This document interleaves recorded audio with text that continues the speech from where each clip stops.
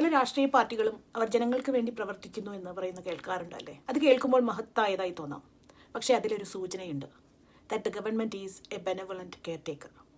ഇടതുപക്ഷ പാരമ്പര്യം അഥവാ ഇടതുപക്ഷ രാഷ്ട്രീയം എന്ന് പറഞ്ഞാൽ ഇതിനേക്കാൾ ആഴത്തിലുള്ളൊരു കാര്യമാണ്. ഇടതു സർക്കാരുകൾ ജനങ്ങളുടെ പ്രസ്ഥാനങ്ങളാൽ രൂപപ്പെട്ടതാണ്.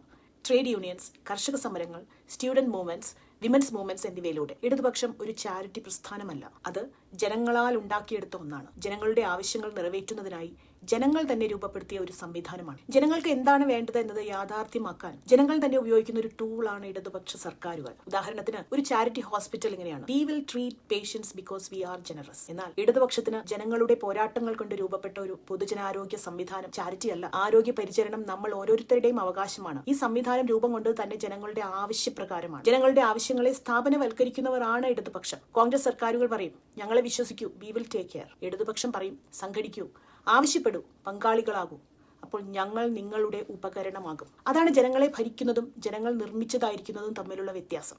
മലയാളികൾ സർക്കാരുകളെ നിർമ്മിക്കുന്നവരാണ്. സർക്കാരുകളെ ഒരു ഉപകരണമാക്കി തങ്ങൾക്ക് വേണ്ടി ഉപയോഗിക്കുന്നവരാണ്. ഇതാണ് ശരിയായ ജനാധിപത്യം. അത് നടപ്പിലാക്കാൻ കഴിഞ്ഞ ഏക സംസ്ഥാനവും കേരളമാണ്. അല്ലാതെ 5 വർഷം കൂടുമ്പോൾ പോയി വോട്ട് ചെയ്യുന്നതല്ല ജനാധിപത്യം. ജനങ്ങളെ തട്ടിച്ചും നുണ പറഞ്ഞും വഞ്ചിച്ചും മാത്രമേ കോൺഗ്രസിന് ഇവിടെ അധികാരം കിട്ടിയിട്ടുള്ളൂ. അധികാരം കിട്ടിയാൽ അഴിമതി. പ്രതിപക്ഷമാണെങ്കിലും ഭരണപക്ഷമാണെങ്കിലും അഴിമതി, കൈക്കൂലി രാഷ്ട്രീയം. അതുകൊണ്ടാണ് this does not suit to Kerala situation. Congress പാർട്ടിയിൽ ചിലർക്ക് ഇലക്ഷന് നിൽക്കണമെങ്കിൽ തന്നെ നേതാക്കൾക്ക് കൈക്കൂലി കൊടുക്കണം. ഒരു വെള്ളരിക്കപ്പെട്ട സംസ്കാരം. This is not Keralam. This is not how democracy works. കോൺഗ്രസിന് ജനാധിപത്യം എന്നാൽ 5 വർഷം കൂടുമ്പോൾ ഇലക്ഷന് നിന്ന് ജയിക്കൽ മാത്രമാണ്. അത് കേരള രാഷ്ട്രീയ സംസ്കാരത്തിന് യോജിക്കുന്നതല്ല. ജനാധിപത്യത്തിനെ അതിന്റെ റിയൽ സെൻസിൽ അറിയുന്നവരും പ്രാവർത്തികമാക്കുന്നവരുമാണ് മലയാളികൾ. കേരളാസ് പൊളിറ്റിക്കൽ ഇക്കോസിസ്റ്റം ആവശ്യപ്പെടുന്നത് depth over drama, policy over personality, rights over rhetoric, and that is why certain political approaches struggle to take deep root here in Keralam. Here democracy is not ornamental or just a ceremonial ideal. It functions as a lived reality for the people. Vote ചെയ്തിട്ട് തന്നെയല്ലേ ഇടതുപക്ഷവും കോൺഗ്രസും ഒക്കെ അധികാരത്തിൽ വന്നിട്ടുള്ളത്? അങ്ങനെയും ചോദ്യം വരാലോ. പക്ഷെ വ്യത്യാസമുണ്ട്. ആ വ്യത്യാസം ചെറുതല്ല. ജനങ്ങളുടെ ഉടമസ്ഥത ഇവിടെ പ്രധാനമാണ്. ഇടതുപക്ഷ ഗവൺമെന്റ് എന്ന് പറഞ്ഞാൽ ജനങ്ങളുടെ ഉടമസ്ഥതയിലുള്ളതാണ്. 2 തരത്തിലുള്ള വീടുകളുടെ കാര്യമെടുക്കാം. ഒന്നാമത്തേത് നമ്മളുടെ സ്വന്തം വീട്, രണ്ടാമത്തേത് വാടക വീട്. താമസിക്കുന്നത് നമ്മൾ തന്നെയാണ്. ഇടതുപക്ഷ അഡ്മിനിസ്ട്രേഷൻ എന്നത് 1ാമത്തെ വീട് പോലെയാണ്. വാടക വീട്ടിൽ നയങ്ങൾ അടിച്ചേൽപ്പിക്കപ്പെട്ടതായി തോന്നും. അതുപോലെ പൊതുസേവനങ്ങൾ ഒരു അനുകമ്പ പോലെ തോന്നും.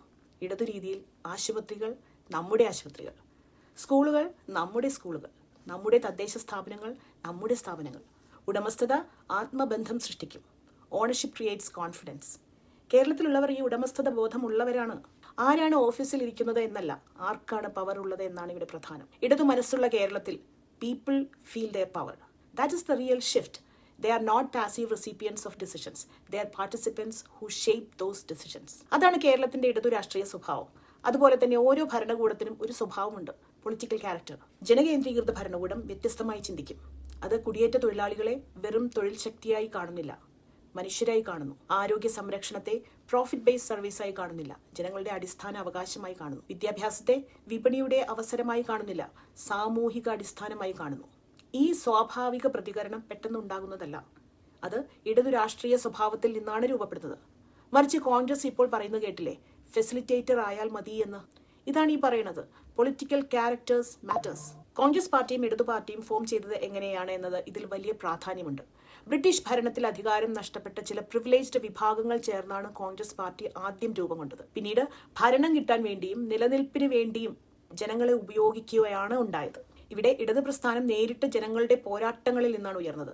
കോൺഗ്രസ് അധികാരം കിട്ടാൻ ജനങ്ങളെ ഉപയോഗിക്കുമ്പോൾ ഇവിടെ ജനങ്ങൾ അവരുടെ കാര്യങ്ങൾ നടത്താൻ സർക്കാരുകളെ ഉപയോഗിക്കും. അതാണ് വ്യത്യാസം. അവർ രൂപപ്പെട്ട രീതി തന്നെയാണ് ഇന്നും അവരുടെ രാഷ്ട്രീയ സംസ്കാരവും സ്വഭാവവും. നമ്മുടെ സന്തോഷ് ജോർജ് കുളങ്ങര ഈ പൊളിറ്റിക്കൽ ക്യാരക്ടറിനെ വേറെ വിധത്തിൽ പറയുന്നത് കേൾക്കാം. നമ്മുടെ കേരളത്തിൻ്റെതായ ചില ചിന്താ രീതികൾ അല്ലെങ്കിൽ ചില ഐഡിയോളജികളൊക്കെ ഒരു കാലത്തുണ്ടായിരിക്കുകയും ഇന്ന് ലോകത്തെ പിടിച്ചു നിർത്താൻ കരുത്താർജിക്കുകയും ചെയ്ത ഒരു രാജ്യമുണ്ട്, ചൈന. ആ ക്യാരക്ടറാണ് ഗ്ലോബലി ചൈനയെ വ്യത്യസ്തമാക്കിയത്, ഇന്ത്യയിൽ കേരളത്തെയും. സർക്കാർ ഇല്ലായ്മയാണ് ഈ സർക്കാരിന്റെ മുഖമുദ്ര. ഇവിടെ വി ഡി സതീശൻ പറഞ്ഞത് സർക്കാർ ഇല്ലായ്മയാണ് ഈ സർക്കാരിന്റെ മുഖമുദ്ര. കൊള്ളാം, കേൾക്കുമ്പോൾ വലിയ കണ്ടുപിടുത്തം പോലെയൊക്കെ. എന്നാൽ ഇടതു സർക്കാർ ജനങ്ങളിൽ നിന്ന് വേറിട്ട് നിൽക്കുന്ന ഒന്നല്ല. അത് ദൂരെ നിന്ന് കൈവീശി കാണിക്കുന്ന അധികാര സംവിധാനവുമല്ല. ഇവിടെ കോൺഗ്രസുകാർക്ക് എന്താ കുഴപ്പം എന്ന് വെച്ചാൽ ഇലക്ഷന് മുമ്പ് വരെ ജനങ്ങളുടെ അടുത്ത് പോയി വോട്ട് ചോദിച്ച് നടക്കും. ജയിച്ചു കഴിഞ്ഞാൽ പിന്നെ ജനങ്ങളുമായി യാതൊരു ബന്ധവുമില്ല. ഇങ്ങനത്തെ തട്ടിപ്പ് പരിപാടി കേരളത്തിലെ പൊളിറ്റിക്കൽ കൾച്ചറിന് യോജിക്കുന്നതേ അല്ല. അതുകൊണ്ട് കേരളത്തിൽ ഇടതു രാഷ്ട്രീയമല്ലാതെ മറ്റു രാഷ്ട്രീയ പാർട്ടികൾ കേരളത്തിലെ ജനങ്ങളുടെ മുമ്പിൽ കോമ്പീറ്റന്റ് അല്ല. ഇപ്പോൾ കണ്ടില്ലേ നമ്മുടെ സ്വന്തം ഹോസ്പിറ്റൽസിനും പൊതുസ്ഥാപനങ്ങൾക്കും എതിരെ സമരം ചെയ്യുന്നത്. അവർക്ക് കേരളത്തെ മനസ്സിലാക്കാനുള്ള കോമ്പീറ്റൻസി ഇല്ലാത്തത് കൊണ്ടാണ്. The issue is not who can contest elections. Democracy allows everyone, but whether a political approach aligns with Kerala's evolved democratic culture. Democracy here is not symbolic, it is lived. മറ്റു സംസ്ഥാനങ്ങളിൽ തിരഞ്ഞെടുപ്പുകൾ ഒരു cricket കളി പോലെയാണ്.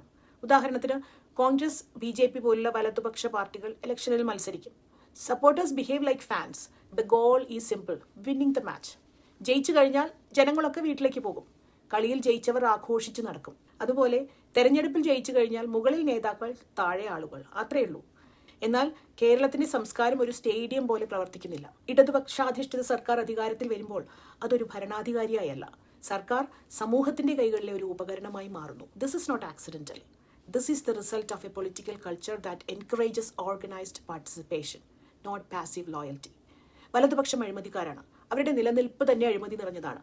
ജനങ്ങളെ അടിസ്ഥാനമാക്കി അവർക്ക് ഒന്നും ചെയ്യാൻ അറിയില്ല. They are incompetent. Electoral bond കേസിൽ എന്താണ് സംഭവിച്ചെന്ന് നോക്കൂ. അത് ആരംഭിച്ചത് BJP ആണ്. പക്ഷേ അഴിമതിയിൽ കോൺഗ്രസും BJPയും ഒറ്റക്കെട്ട്. ഇലക്ഷൻ വരുമ്പോൾ എതിരാളി. അഴിമതിക്ക് ഒറ്റക്കെട്ട്, അടയും ചക്കരയും പോലെ. CPM ആണ് ഈ അഴിമതി വെളിച്ചത്തേക്ക് കൊണ്ടുവന്നത് എന്നത് എടുത്തു പറയേണ്ട കാര്യമാണ്. കേരളം നേടിയ നേട്ടങ്ങൾ നേതാക്കൾ നൽകിയ സമ്മാനങ്ങളല്ല.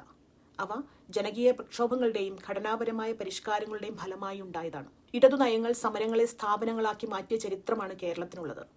കേരള സർക്കാരാവുക എന്നത് ക്രിക്കറ്റ് കളിച്ച് കപ്പ് വാങ്ങിയെടുക്കുന്ന പോലെ ഒന്നല്ല. It is a place where government is expected to function as a public instrument. Elections are technical formalities. Democracy is everyday practice. പൗരന്മാർ ആരാധകരല്ല, അവർ പങ്കാളികളാണ്. അതാണ് കാതലായ വ്യത്യാസം. സ്വന്തം ശരീരത്തിൽ നിന്നാണ് സുഗന്ധം വരുന്നതെന്നറിയാതെ കാട്ടിലൂടെ അതിന്റെ ഉറവിടം അന്വേഷിച്ചോടുന്ന കസ്തൂരിമാൻ പോലെ കേരളവും ചിലപ്പോൾ സ്വന്തം ശക്തിയെ തിരിച്ചറിയാതെ പുറത്തേക്ക് ഉത്തരങ്ങൾ തേടാറുണ്ട്. കയ്യിലുള്ള രത്നം കളഞ്ഞ് തകർന്ന ഗ്ലാസിന്റെ മിന്നൽ നോക്കി പോകല്ലേ. ഇടതുപക്ഷം തുടരണം.